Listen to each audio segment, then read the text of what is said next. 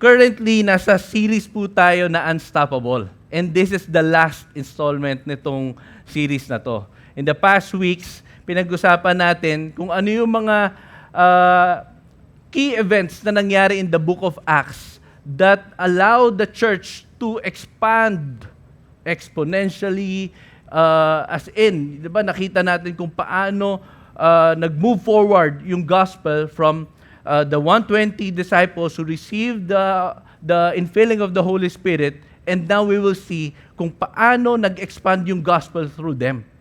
Okay? Now, in the past weeks, may mga babanggitin ako na narinig natin sa balita. I'm sure hindi lang ako yung nakaramdam ng mga ng gigil or kumbaga para tayong alam mo may something inside of you na stir up na parang gusto mong pumasok do sa loob ng monitor at sakalin. Ay, hindi naman. No?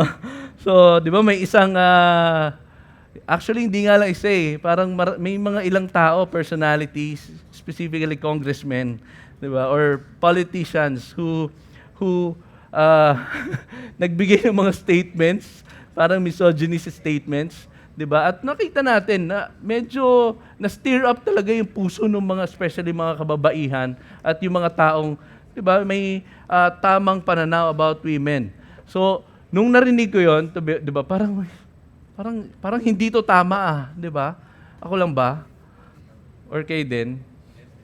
Di ba, parang nakakapikon. Sino napikon? Sino naasar? No? Or yung dati, yung may pulis na biglang tumigil sa harap sa kalsada, ganon. Ang sabi parang gusto makipag-road rage. Pero nung may recording na, sabi na siraan na lang, ganon. Nakakainis, sila, di ba? Parang yung mga ganong balita, sometimes, when we hear these stories, parang alam mong hindi tama. Diba? Tapos sa loob-loob mo, parang may nag-aapoy. Diba? Naiinis ka. No? So, you're being provoked of the wrong things na na-experience natin. Na parang nakaka-frustrate.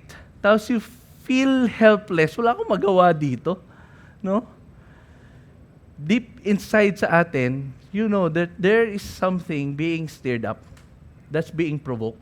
Provoked of the corruption na nakikita natin sa bansa natin. Provoked of the leaders na nag-abuse ng power na meron sila. Provoked of those people who's romanticizing poverty in our nation. Di ba? Parang pinagtitripan yung mga sa Facebook, yung mga content, di ba? Nag-aagawa ng pera, ganon. Di ba? That's form of romanticizing poverty. You know, in Acts 17, ito po yung text na aaralin natin. Sinabi sa verse 16, now while Paul was waiting for them at Athens, his spirit was provoked within him as he saw that the city was full of idols. That word provoke, it means upset or aroused to anger. Nakaka-relate tayo doon, no? Whenever we see or we hear news na parang pinapahirapan lalo yung mga tao or may news na mali, pero parang tinatanggap sa lipunan natin, may nararamdaman tayo na galit. You know, lahat ng provocation, ang sabi, may dalawang klase. May righteous and may fleshly. Righteous provocation and fleshly provocation. And as we continue in reading and as we continue studying our text for today, aalamin natin kung ano tong provocation na to, ano yung meron sa atin na napoprovoke tayo at anong dapat na gawin natin towards this feelings or righteous indignation na nararamdaman natin para sa bansa po natin. Let's all stand on our feet. I want to call si Paul to lead us to read the God's Word.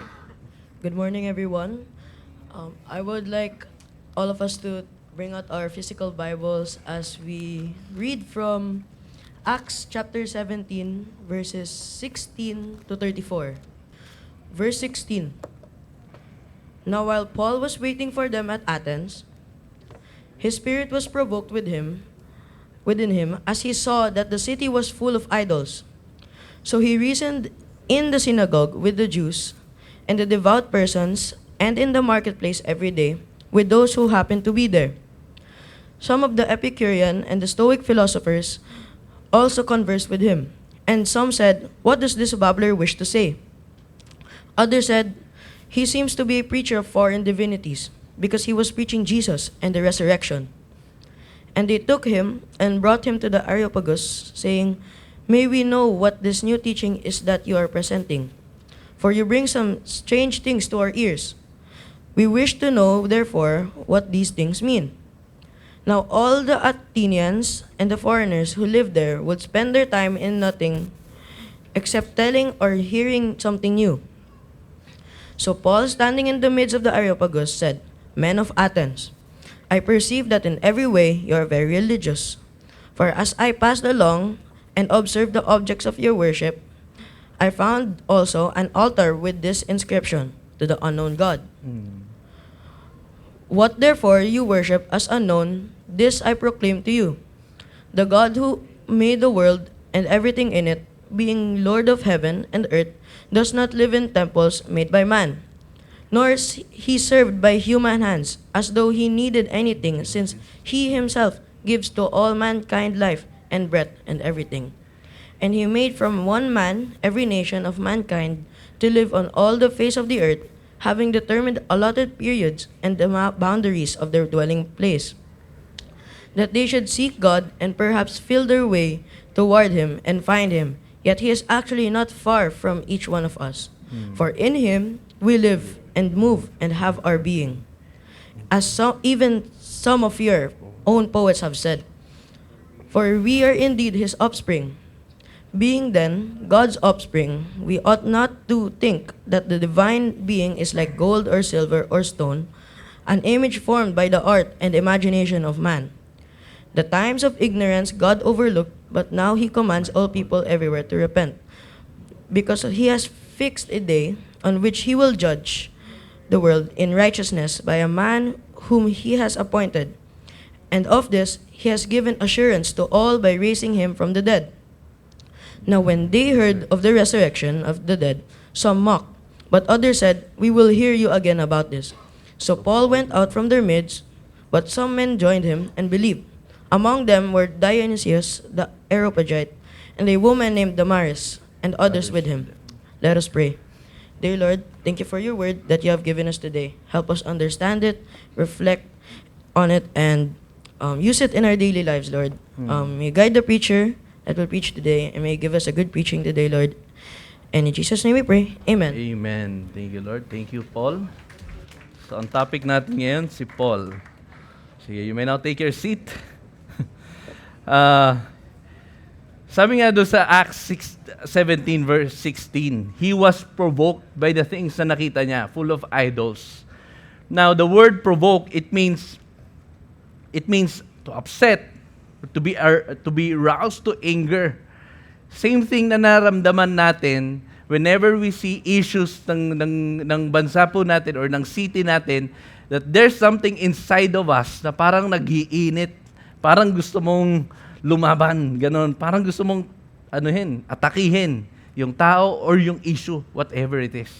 Now, sabi ko nga kanina, being provoked, or that word provocation, it can be two things. The fleshly provocation and righteous provocation. Fleshly, it is coming from emotional standpoint. Ang pinanguhugutan natin, yung emotion. Nagagalit tayo, we rant online, or we do some stuff na without thinking any implication long term. Diba? Yun yung inaatake na natin yung mga tao. We posted in social media without thinking, ano ba yung pwede nitong maging yung implication, no? So, wala eh. Di ba? Pag emotionally driven ka na, di ba? Wala nang isip-isip, go. Ganon. Emotionally, high na eh. Di ba? Tama? Tama, no? Yun. Sige. So, instead of reacting, minsan yung ibang tao, they stop caring. Yung iba naman, sige, dahil nasanay na ako, pagiging, being apathetic, na parang wala ka na lang pakialam. So that is fleshly provocation. Pero yung na-experience ni Paul is the righteous provocation that is coming from the Lord. He is having this righteous indignation, holy burden for his people in Athens. Na nung nakita niya yung talamak, yung idolatry in Athens, there's something inside of him na felt offended in behalf of God. Now, kung alam niyo po yung story or yung culture ng Athens, sino po yung favorite niyo sa high school kayo? World history. Yan. Ako po, favorite ko yung subject namin sa Araling Panlipunan nung third year kasi yung teacher namin, si Sir Michael Lorenzana, kung nasan ka mabuti, the way he teach yung Araling Panlipunan, the world history ng time na yun, kinikwento niya pati yung laban ni Alexander the Great, kung paano niya sinakop papuntang Egypt. So, kaya naalala ko siya. So anyways, yung Athens, it was the intellectual capital of the world. Kung saan dito nagpupunta yung mga philosophers, they're creating ideas, dito sila nagpapalitan ng mga worldview. Dito nagpupuntahan yung mga tao, they're having debate. Yung debate ngayon is different from their debate. Ngayon kasi parang they keep on attacking, walang gustong magpatalo, ganon. Sa kanila, debate na they're trying to learn dun sa sinasabi nung kabila. Ganon. So, and then nandito rin yung Council of yung Areopagus. Alam niyo po yung Areopagus? It is where the hill of, yung Council of Areopagus, nandoon yan sa hill of Ares. Okay, kung maaalala niyo sa Greek mythology, yung God nila na si Ares, God of War, andoon. Doon yung temple niya. Tapos doon nangyayari, nandoon yung Council of Areopagus, kung saan yung council, sila yung nag-filter kung tatanggapin ba nung Athens or nung buong city yung idea na pinapresent mo sa amin. So in Acts 17, inimbitahan si Paul. Kasi si Paul, pinapresent niya or tinuturo niya sa mga tao kung sino si Jesus. So pinatawag siya doon sa Areopagus and he was telling them this new teaching about kung sino si God. Ganon. So yun yung nangyayari po dito. And at the same time, when si Paul nandun siya sa Athens, isa pang nag-caught ng attention niya that gave him burden or na-provoke yung kanyang puso is when he observed the worshipers of the unknown God. And then another, nung nakita niya yung mga Epicureans, ang daming mga tao, ang daming characters. Epicureans, sila yung mga followers ni Epicurus. One of the, yung isa sa mga leader ng isang belief system na ang priority nila in life is to have comfort and they need to avoid pain. Kapag yung life mo walang comfort, ibig sabihin mali yung ginagawa mo sa buhay mo. And as followers of Epicureans, ang idol nila is yung comfort. Tapos isa pang na-observe ni Paul is the Stoic philosophers. These Stoic philosophers, sila yung mga moralistic people. Ang priority nila in life maging mabait. Okay? Maging mabait. These are the people na self-sufficient, kaya magiging maayos ang buhay namin kasi kaya kong ayusin ang buhay ko. This mindsets, this worldview, yes, nung time pa ni Paul to, pero it's still present nowadays. We can see people whom seems like parang righteous, religious, pero they don't know who the real God is. Or they are the people na nagko-collect ng gods sa buhay nila. We can see people na yung priority ng self-care or comfort is above everything. Diba? Kapag yung church, makakabangga niyan yung self-care ko or yung comfort ko, pipiliin ko yung comfort. We can see people na, I don't need someone to save me. Okay? Kung pangit yung buhay ko, kasalanan ko yun, kaya kong ayusin ang sarili kong buhay. We can see people like those mindset na nandun sa Athens. Kaya, Whatever Paul observed in that place, we can see it in our society and believe and hopefully as we dig deep dito sa text natin, makita natin paano nga ba, anong ginawa ni Paul, ano yung nangyari kay Paul na pwede nating ma-apply sa mga buhay natin as a church and as we face these challenges and issues ng bansa po natin. So, here's what happened to Paul after he had that holy indignation. Tama ba ako, nang ina-assume?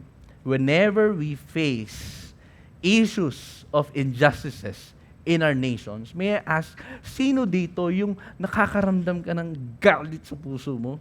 Lalo kapag alam mong affected yung mga kagaya mo, ganon. Yan. Thank you, Lord. Come on. Diba? Yung alam mo, yung tax mo napupunta doon sa mga pagsira-sirang kalsada. Yan, di ba? Parang, di ba? Yung mga may hirap, parang mas lalong umihirap. Parang mas kumukonti yung opportunities nila na umangat sa buhay. Because of the issues. Because of the corruption. Tama, no? Whenever we face these things, nakakagalit talaga. So, in verse 17, makikita natin how did Paul responded dun sa issues na nakita niya in Athens. In verse 17, so he reasoned in the synagogue, and in the marketplace, and every day. So he reasoned in the synagogue with the Jews and devout persons, and in the marketplace every day with those who happened to be there. The word reason, it means dialogue. It means dialogue. So with the issues na meron po na kinaharap ni Paul, na kinakaharap ng Athens, na nakita ni Paul, what Paul did, he had dialogues, conversations with those people. Minsan ang hirap din talagang ma-address yung mga bagay na alam mong present sa society without talking to people. Kasi whenever you talk to people and have conversations with them, doon mo mas nararamdaman yung situation nila. Doon mo mas naiintindihan yung background ng tao. No? And in verse 20, ito po yung nangyari. Because Paul had conversations, in verse 20 to 21, for you bring some strange things to our ears. We wish to know, therefore, what these things mean. In verse 21, now all the Athenians and the foreigners who live there would spend their time in nothing except telling and hearing something. Some of the Athenians paid attention to Paul, to what Paul was saying. Many times, yun yung nami-miss out natin, the value of conversation with the people na hindi natin kasama dito sa church. Di ba? Minsan kasi ako, parang, skip mo na yan. Doon na tayo, action na nakagad. Ano ba kailangan yan? Ganun. Pero hindi natin nawi-win yung interest ng tao. Hindi natin nakukuha yung puso ng tao. In conversations, doon pala, pag nakipag-usap pala tayo, pag-uusap pa lang, nakukuha mo na yung loob ng tao. No? Intentionally kasi si Paul, he went to places kung nasan yung mga tao, he went to marketplace, he went to synagogues, and then he had conversations with these people. To the point of learning and observing their culture. Okay? In verse 23, sinabi din dyan, for as I passed along and observed the objects of your worship, I found also an altar with this inscription, to the unknown God. What therefore you worship was unknown, this I proclaim you. Paul was sensitive. Paul was learning, was observing kung ano yung pinanggagalingan ng mga tao. Maybe they're ignorant, pero hindi siya kagad pumunta doon, trying to confront the people, trying to tell people, mali kayo, mali kayo, mali kayo. No, he went there, lived with the people, conversed with the people, observed their way of life, and then naunawaan niya. Ganon. So even he used yung poetry nila, 'di ba? In verse 28, binasa natin kanina, yung term pala na in him we live and move and have our in him we live and move and have our being, as even some of your own poets have said, for we are indeed his offspring. This is a poetry coming from their philosophers. It's part of their culture. Minsan kasi sa atin ngayon, we don't want to listen dun sa pop culture na pinapakinggan ng mga kabataan, no? Minsan may mga tao na parang mapapakinggan pa lang yung pinapakinggan nila, iisipin na kagad, demonyo yan, ganyan. Huwag mo yung pakinggan. Ganyan. Ganun kaagad yung reaction natin. That's why sometimes, maramdaman natin, parang may mga kabataan na hindi natin makausap. Kasi, di ba, yung, doon pala, maririnig mo pa lang, yung pinapakinggan nila yung flip-top, ganyan. Ibabash mo na kagad. Alam mo, yung mga pinagsasabi dyan, Gano'n. So, di ba? Try to understand, bakit kaya niya pinapakinggan yon? Bakit niya kaya pinapakinggan itong singer na to? Ba't niya kaya pinapanood yon? Try to understand what's in their culture. And then, hopefully, we would identify ano yung mali talaga doon sa kultura na yon. And then, hopefully, we'll be able to, just like Paul, confront kung ano man false belief ang meron sa kanila. You know, as we engage the culture, that's what Paul is doing. He is engaging the culture. He is engaging. Paul engaged their culture to build bridges for the gospel. Yun yung minsan na nai-skip natin, church. That's why there's always a gap between us as a church and those people outside there. Yung mga tao sa natin, sa workplace natin, minsan iniisip natin, bakit parang hindi kami magka-connect-connect? Oo. Bakit kaya hindi kami magkasundo sa isang bagay o sa ilang issues ng pinagdadaanan namin sa opisina? Si Paul, he engaged with their culture. Hindi para mag-agree do sa pinaniniwalaan po nila. Okay? Kasi later on, we will see also in the passages na binasa natin kung paano kinonfront ni Paul. Pero ito, before he confronts, he engages so that he can build a bridge for the gospel. I remember, alala niyo po, no, may once a month time pinaplay dito na video about Real Life Foundation. Alala niyo ba? Ayun, thank you. Thank you for responding. You know, when Real Life was founded, it was, the goal of this is to aid the underprivileged students na financially challenged. So binibigyan ng scholarship yung mga students na to, na alam na based sa mga interviews or, ano tawag doon? Ayun, home visitation, nakikita natin na hindi nga talaga kaya nila na makapag-aral. So si Mia, sila Seska, in the past weeks, they were involved in those panel interviews and home visitation. And true enough, totoo nga yung poverty na nakikita natin sa bansa po natin. And you know, there's a picture there ni LJ. Wala dyan. Sige, balik mo na lang. Hindi nag-update. So anyways, si LJ, she used to be part of our church dito sa Victory Parañaque. Ganyan. So, he used to attend our ENC, pero nag-transfer kasi sila ng bahay sa Pasig. Doon na sila tumira. And na-connect doon sa Victory Pasig, sa estansya. Ganyan. And si LJ, she became part of Real Life Foundation. Oo, thank you, Lord. So that makasupport sa kanyang pag-aaral. And you know, whenever nandito yung mother niya before, the mother felt intimidated. I don't know why. Naalala ko, nag-minister ako nung namatay yung dad niya. Okay naman, may relationship, but the mother, hindi nagiging part ng church community. Ganon. Pero nung nandoon siya sa Pasig, because of the scholarship program, ng Real Life Foundation, na ang aim kasi ng scholarship na to, hindi lang mabigyan ng pang-paaral yung estudyante, but to develop a godly character. Ganyan.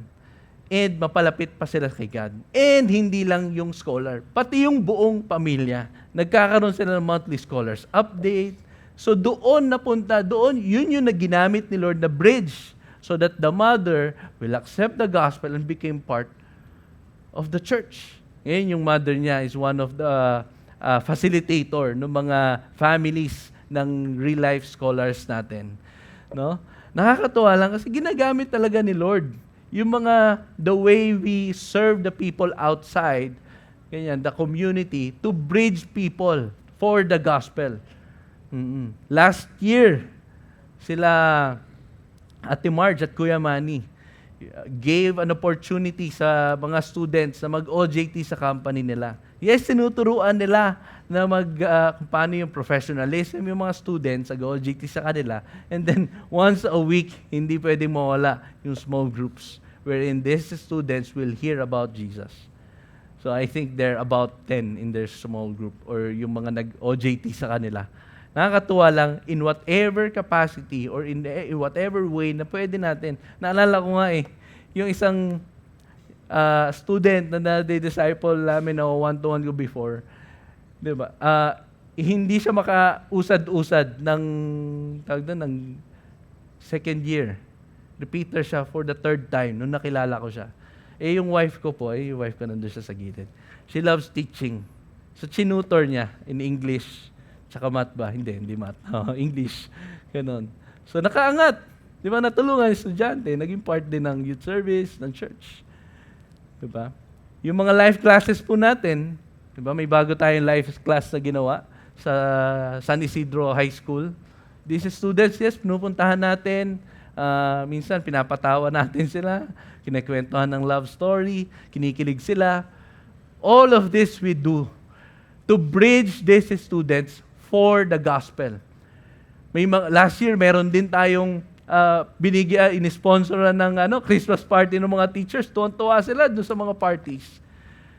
All of this so that these teachers will hear the gospel. Possible pala yun. Whatever we have, whatever we can engage the culture and at the same time build bridges for the gospel. Moving forward in verses 24 to 25, we can see here na si Paul, okay, basahin muna natin. The God who made the world and everything in it, being the Lord of heaven and earth, does not live in temples made by man, nor is served by human hands as though needed anything, since He Himself gives to all mankind life and breath and everything. This statement of Paul is a confrontation dun sa belief ng Athens towards their gods. Mga gods nila. Di ba, kung maaalala niyo yung Greek mythology, their gods are looking for the worship of the people. Kapag wino-worship sila, mas lumalakas daw sila. Mas nagiging powerful sila. So he was confronting. Na-observe niya, pero hindi siya nag-agree. Hindi rin siya naging silent. Because he understand na yung idolatry is anything na pumapalit dun sa posture ni God. And hindi ganun si God. Mali yung paniniwala nila. That's why he confronted. Okay? And you know, many times kasi, di ba bilang Pinoy, parang takot tayo sa mga confrontations or di man takot, parang ayaw lang natin. Baka magalit kasi sa akin eh. Baka i-unfriend ako. You know, Paul was coming kasi from standpoint of caring. Di ba pag may kaibigan ka na nakakapagsabi ng totoo sa'yo, ibig sabihin, hindi panlalait yon. Tama ba? Minsan lang. Kasi parang sila Peter daw, tsaka si Jarod na they love each other. Oo. Di ba, minsan may mga ganun tayong experiences. Sa parang kapag na ano natin, na experience natin yung may nagsasabi ng totoo para minsan no-offend tayo. But technically, di ba, pag may muta ka sa mata, tapos pinabayaan ka lang, di ba, puging-pugi ka pa sa sarili mo, lakad ka pag... Tapos may muta kang malaki dito, tapos hinayaan ka na ng tropa mo, di ba, parang, ay, ano ba yan? Parang walang pakialam sa'yo, no? Dati kasi nung bago pa lang kayo mag-asawa, hindi ko pa alam yung mga kolorete sa mukha. Ganon. Kasi sa paningin ko, kahit ano pa nakalagay sa mukha sa face ng asawa ko, maganda siya. Ganon. Oo. So, minsan walang makeup, walang blush on, foundation. Okay lang sa akin, maganda siya. Ganon. So, parang may one time, naalala ko, ewan ko naalala niya, parang hindi yata pantay or mapula masyado, ganon. So, hindi ko sinasabi, ano bang alam ko? Ganon. So, di ba parang yung impression, wala kang pakialam sa akin, hindi pantay. Pero, ignorant di ba? So, ngayon alam ko na po. Sinasabi ko, parang medyo hindi pantay, medyo konting swipe pa, ganyan. No? So, swipe ba yung tawag? Ganun. Okay, yeah. Hindi pa rin mali pa rin. So, anyways, yun yung itsura ni Paul. That's why he's speaking up. He's not attacking those people. He's telling the truth. Because alam niya na pag nagstay silent siya over these issues, pinapabayaan niya yung mga tao mamuhay in deception. Alam mo yung katotohanan, alam mo yung truth dun sa nangyari, pero you stayed silent. And over the years, these people are believing for something na hindi totoo. Tinawag mo pa akong kaibigan, di ba? Parang, kaibigan pala kita. Nandito kasama ka na namin, namumuhay ka dito sa Athens, tapos hindi mo sa amin sinabi na may Jesus pala, totoong God. Wow, sakit nun. Diba? Dito ka pati nakatira sa barangay Don Bosco, diyan sa United Nations. Oo. Tapos hindi mo sinasabi, ako pala yun. Hindi mo sinasabi na yung Diyos pala kilala mo. Aray, sakit. Nagmi-meet pala kayo dun sa Wales every Wednesday, tapos yung tindero hindi na alalaman kung sino si Jesus. Sakit nun. Diba? Yun yung itsura nun. Nowadays, if people like us in our society became silent for the gospel towards the things na pinagdaraanan ng bansa po natin, it's like that. It's like we're accepting the reality na yung mga tao, hinahayaan lang natin mamuhay in deception. Lalo na kapag sa pamilya, di ba, minsan, especially kung hindi naman tayo namuhay sa expressive family, yung uso yung makipag-usap sa mga magulang, struggle ko yun Kasi hindi talaga ako sanay makipag-usap sa parents ko. Mother ko, OFW before, tawag-tawag lang, kailangan ko ng ganito, kailangan ko ganyan. Nung nandito na, para akong tuod na nakaganon pagkaharap sila. Ganon. But during pandemic, it was something na I really need to do. Kasi kami-kami lang magkakasama. Kung hindi sa bahay namin, pupunta lang sa bahay nila, kami-kami yung magkakausap. In those small conversations, naunawaan ko saan sila nanggagaling, whenever yung pinapalaki niya kami. In those conversations, mas lumambot yung puso ko. Ganon. Ay, hindi, kailangan din nila si Jesus. Sige, tiyain natin kapag may mga church gatherings. Dalhin dito, sabihin how thankful they are. Ganon. Naalala ko yun kasi may yung staff families ginather dito. And that was the time na na-express ko. Ganon. So, anyways, yung ginawa ni Paul of telling and confronting the people is an act of care. It's the same thing with us. Whenever we confront people of their false beliefs, we do it out of care and love for them. So, saan na tayo?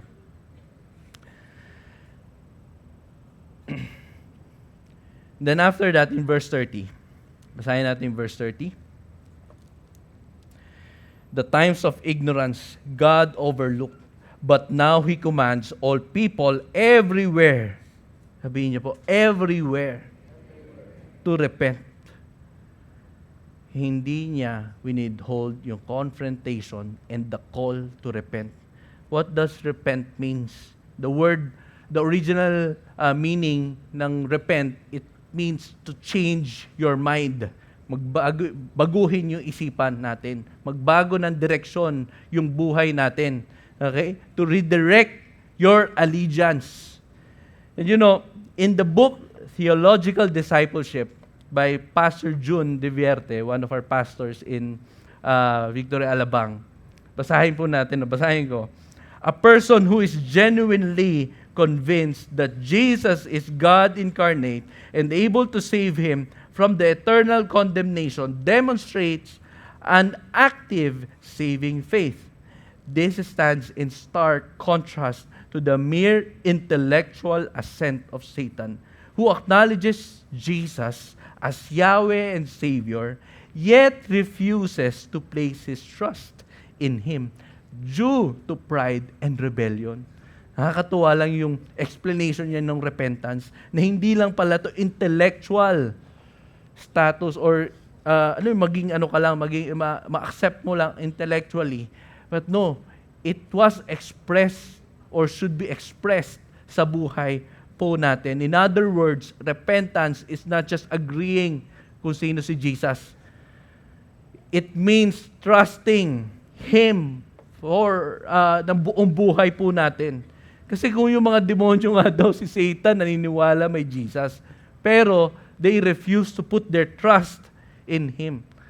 So if we acknowledge Jesus, tapos we refuse, okay? We refuse to trust God sa buhay natin, para daw tayong si Satan, no?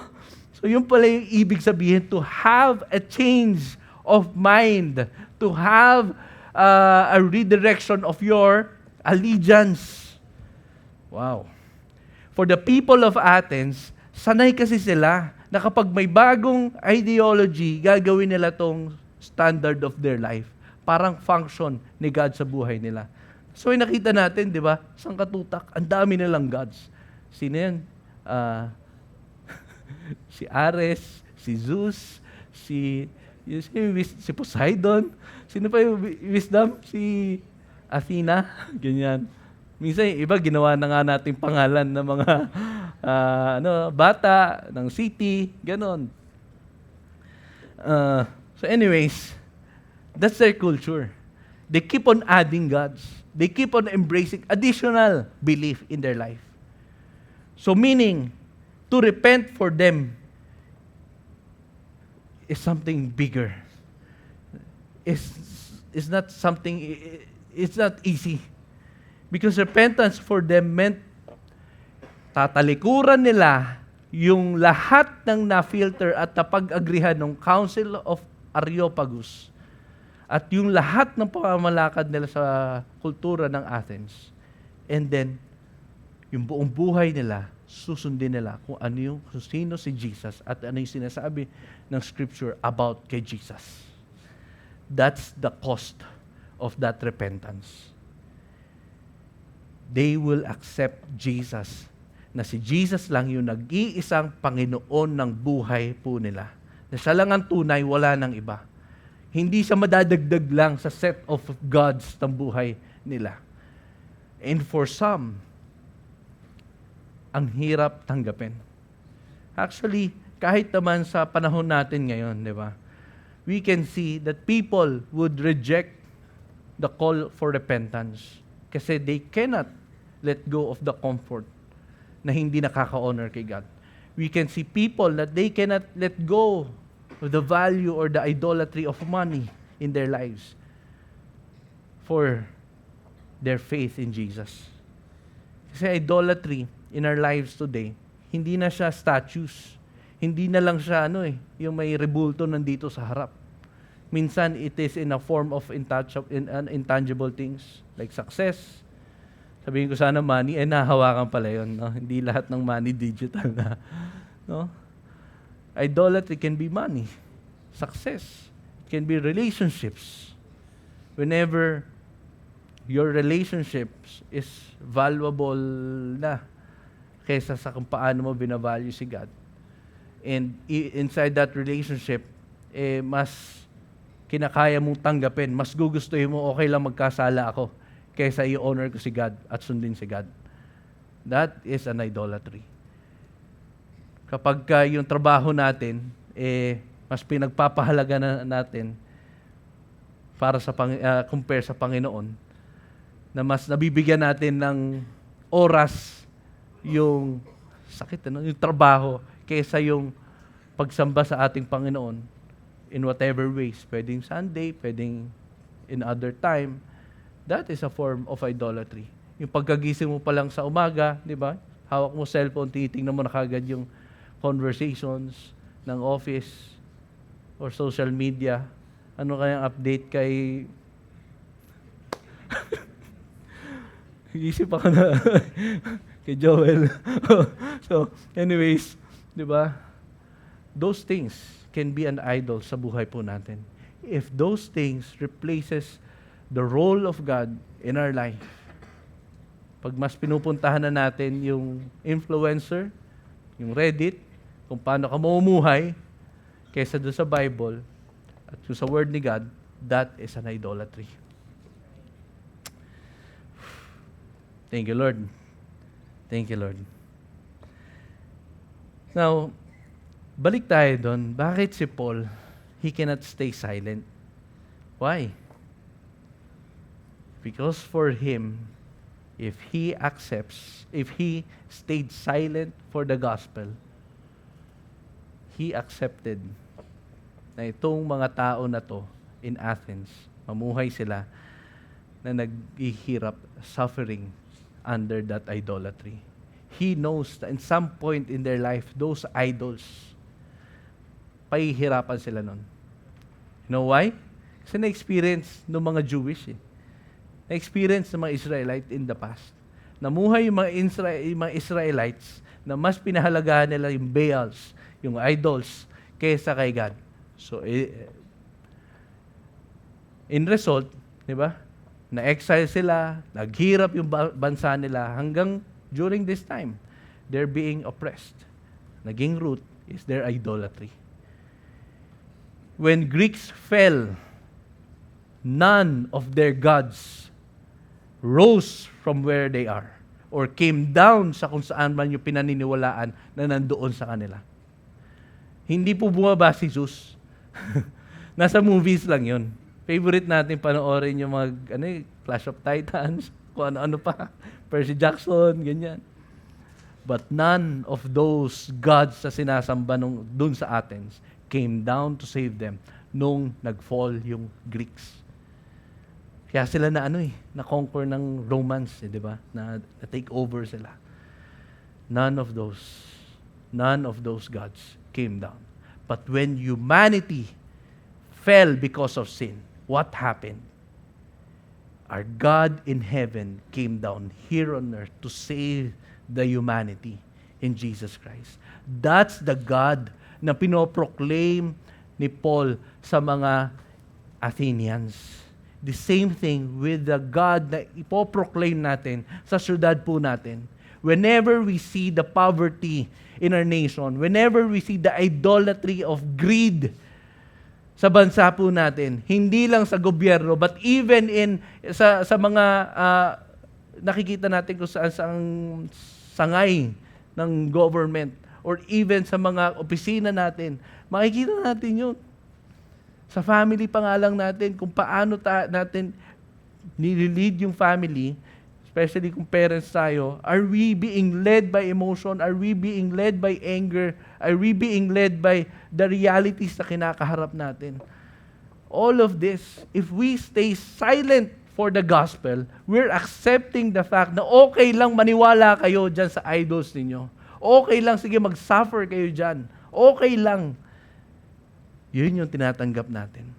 Are we being provoked righteously whenever we see the issues na kinakaharap po ng bansa natin, ng syudad natin, or ng pamilya natin? Those people in our communities. Are we still being provoked? Because my prayer for everyone, as we encounter and continuously ma-encounter natin yung mga bagay na nakikita natin sa society natin, and alam natin sa sarili natin, that these things, kaya nila na-experience so is because they have this idolatry in their lives? Are we gonna stay silent for the gospel? I hope just like Paul, he boldly preached the gospel kahit na imabak sila, kahit na i-reject sila. Kasi yun yung na-experience ni Paul. Some people, in verse 32, now when they heard of the resurrection of the grave, some mocked, and others said, we will hear you again about this. May nag-mock and refused the gospel. Pero yung iba, undecided. Pero as you know, whenever we preach the gospel to these people, maniwala man sila o hindi, it's still a win for all of us. Because it's a seed na itinanim mo sa buhay nila, na kapag natauhan sila, alam nila saan sila pupunta. Kasi nalaman ko na kung ano yung gospel eh. Nalala ko nga dati, may nasharean ako ng gospel, nag-one-to-one kami, pero habang nag-one-to-one kami, kung saan-saan nakatingin, ganon. Sabi ko, ano ba naman to? Inabot na kami ng chapter 10 sa one-to-one. Yung one-to-one kasi dati, 12 chapters. Tanda na po ako. Okay. 10 chapters, 12 chapters. Pagdating nung 10, Bible yata yung topic nun, may nangyaring hindi maganda sa family niya. Tapos, yun yung naging bridge. Binalikan niya lahat ng stories, lahat ng usapan namin. Nung next na meeting namin, sabi niya, Jake, ganito pala yun. Parang pinaset niya sa akin lahat ng pinag-aralan namin in one-to-one. Not everyone, yes, will agree at the onset ng kung ano yung gospel. Pero it's a seed na itinatanim mo sa kanila. And what happened to Paul in verse 34, basahin natin, in verse 34,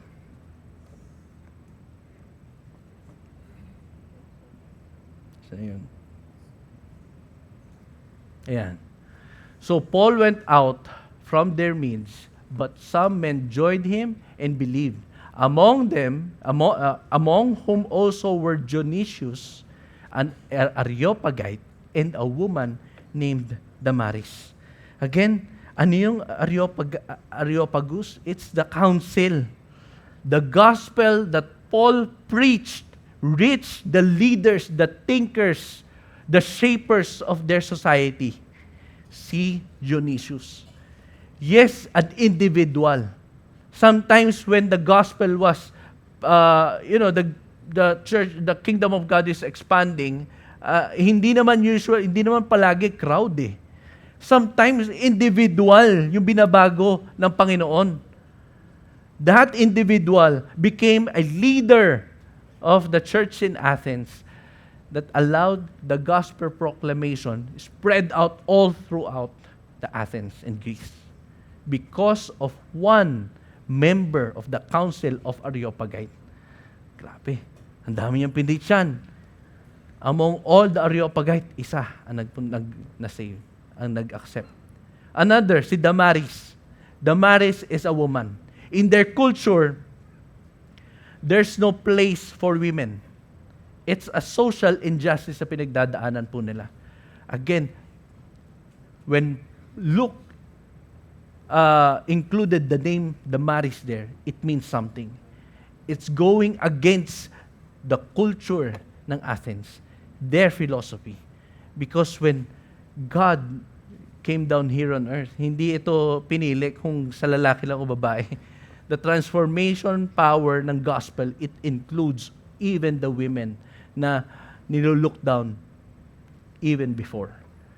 That's the power of the gospel. Kaya sinasabi ko kanina, whenever we face the social issues or yung kinakaharap na problema ng bansa po natin, the ultimate answer is the gospel. We cannot stay silent. We cannot stay silent. Lahat po yan nandito sa Biblia natin, nandoon sa pananampalataya po natin kay God. I remember may mga last Saturday, nag-start tayo ng Making Disciples training natin. Part of their activity is the spiritual conversation, wherein they will think of a topic and then will use that. Tapos i-bridge papunta doon sa gospel. Ganon. So whatever topic na naiisip nila, doon nila ibinibridge. Ganon. So, alala ko lang, yung naging practice ko noon before, whatever the issues na kinakaharap natin, I will connect it doon sa creation story. Hindi dahil sa, for the sake of the story, connected. Hindi. Because the reality is, when God created all these things in this world, everything was perfect. But because of sin, nasira. Everything sa buhay po ng mga tao, poverty, women are looked down, abuse of power, all of these sins na mas pinagpapahalagahan ng bansa natin. That's the reason why Jesus came down here on earth to save the humanity from these people. As I end, 3 things na pwede nating i-embrace as an application. Let's allow God to provoke us spiritually. Whenever we see things na nagpapahirap sa society po natin, let's ask God, Lord, is this what you want for the people? Ito ba yung ways of life mo para sa kanila? Then if you were hurt with their situation, allow God to provoke you spiritually. Pag naramdaman mo, sinabi nung sarili mo, hayaan mo lang sila. Refuse to accept that. Because just like Paul, that's the starting point. He was provoked with the things he observed in his nation. Another thing, start spiritual conversations. Yun naman din yung ginawa ni Paul. Yun naman din yung nangyari after the provocation. He start conversing. Kinausap niya yung mga tao. Kaya mas naunawaan niya yung pinanggagalingan ng mga tao. Minsan awkward. Pero as you get along, nakukuha mo, ito pala yung pinagdadaanan nila. Nakukuha mo din paano mo ibibridge yung gospel dun sa mga tao. And lastly, do not be silent about the gospel. Because that's the ultimate solution in their situation. If we stay silent, we're saying, okay lang ma-deceive ka ng pinapaniwalaan mo. Okay lang maghirap ka dahil dyan sa pinaniwalaan mo. Sakit. Whenever we see this map, andyan pa rin yan. Yung QR code natin, hindi yan survey lang. It's our way of identifying sino ba yung mga taong nandito sa mga barangay na to. So that pag nagkaroon tayo ng mga efforts in our barangays, in the 16 barangays ng Parañaque, we know what to do. Amen? So mamaya, before tayo mag-exit, please do participate. Kahit wala na kayo mapaglagyan ng ng sticker. Kasi ang dami na. Yung QR code, marami pa. Alright, let's pray. Lord, thank you for that message, God. Thank you, God, because ultimately, ikaw yung nakaka-notice nung mga pinagdadaanan ng mga tao sa syudad namin dito sa Parañaque or the neighboring cities, oh God. I pray na kung ano man yung nakikita, yung view mo or yung nakikita mo na nagpapasakit din doon sa damdamin mo, Panginoon. I pray, God, may you allow us, Lord, to see these things, oh Lord. And I pray that all of us will have that righteous provocation. We will be provoked because we are offended for your name's sake. I pray, God, na hindi kami papayag that these people in our city, Lord, na mamumuhay, God, na walang Diyos or hindi nila kilala si Jesus sa buhay nila. And I pray that you will use all of us to proclaim your gospel for these people, especially in our society here in Parañaque City. Thank you, Lord. Can we all stand up? I want to continue praying for all of us. If you're here and you felt like, yes, the message is kung ano yung ginawa ni Paul. Yung ginawa ni Paul, that should be our response. Engage the culture, start conversations, and he did not stay silent about the gospel. But for some of us, na parang nakaka-relate ako doon sa Athens. Kasi I feel, while hearing it, parang ako yung Athens eh. I know diba? You're saying, I know in my heart that there's an idolatry sa puso ko. The way I treat work, the way I value relationship, the way I value money, over kay God.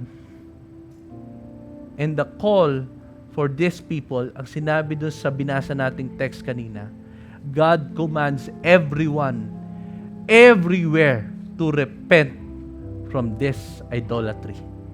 And I believe today is the day that the Lord will free you from that idolatry. With all heads bowed and eyes closed. If you're here and you're saying, Lord Jesus, I repent from this idolatry na meron ako, and for the sins na ginawa ko in the past. If you're that person, we now raise up your hand. I want to pray for you.